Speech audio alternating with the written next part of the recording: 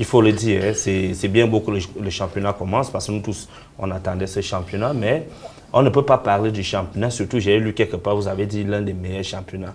Vous croyez qu'on va faire l'un des meilleurs championnats avec un comité de transition depuis 3 ans aujourd'hui? Pourquoi on me parle d'un championnat professionnel?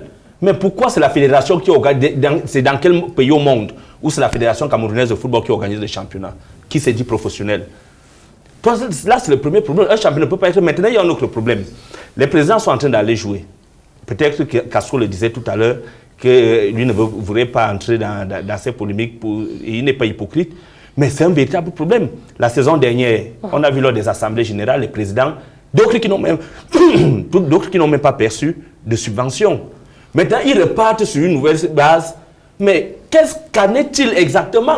Parce qu'on a vu des visages attachés. On dirait qu'ils sont attachés quelque part, qui n'arrivent même pas à s'exprimer.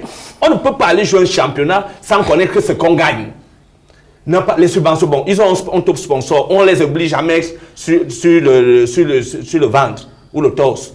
Tout le monde devrait voir la grande visibilité. Mais ils vont percevoir combien lorsque ce top sponsor sera utilisé. Voilà un véritable problème. Ils sont là, personne ne parle, personne ne s'agit. Et là, ils seraient d'accord que dès que le championnat commence, celui qui veut essayer de vouloir perturber, lorsqu'il va voir qu'il a déjà perdu 2 matchs ou 3 matchs, nous serons leur chasse à la sorcière pendant ce championnat. Donc, c'est le moment de déclarer parce qu'il y a les présidents qui n'ont pas perçu de subventions pour la saison dernière. Cette saison, ils ne savent même pas combien ils vont percevoir. Maintenant, le vainqueur du championnat ne connaît même pas combien il va percevoir. Hein.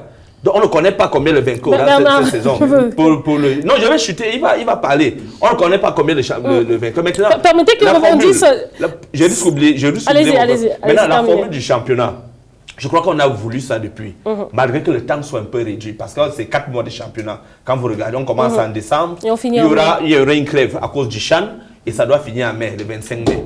Et quand vous regardez, ça veut dire que les joueurs, ça sera à haute intensité, 2 matchs par semaine. Quand vous regardez un peu le calendrier, pour libérer, pour que les joueurs puissent être en charge. Et maintenant, où je crains encore pour la qualité, parce que bientôt l'équipe nationale va entrer en stage. Ça veut dire que les équipes vont perdre les meilleurs joueurs. Et on risque d'avoir ce qu'on a souvent lorsqu'on prépare le CHAN. Les équipes commencent fortes et après là, les équipes qui étaient fortes, lorsqu'on récupère leurs meilleurs joueurs, les équipes baissent en régime. Donc, j'espère que cela ne va pas être perdu. Soit on laissera ces joueurs à jouer quand il y a des matchs et ils reviennent en stage, parce que le fait qu'on les prenne souvent, on les bloque pour ne pas les mettre à disposition ces clubs. Ils ne gagnent pas en compétitivité dans les jambes. Et ça fait en sorte qu'on arrive au CHAN, nous sommes toujours comme si on partait rendre visite aux autres équipes. Donc je crois que ça pourra permettre, pour chuter, je crois que ça pourra permettre aux équipes, n'est-ce pas, de mieux se préparer pour cette compétition. Mais je dis encore que les équipes qui sont engagés pour le championnat, qu'on sache que dès que si c'est Colombe, qu'elles se rassurent de ce qu'elles vont gagner cette année, que Colombe va avoir telle sorte d'attaque. Bernard, rapidement.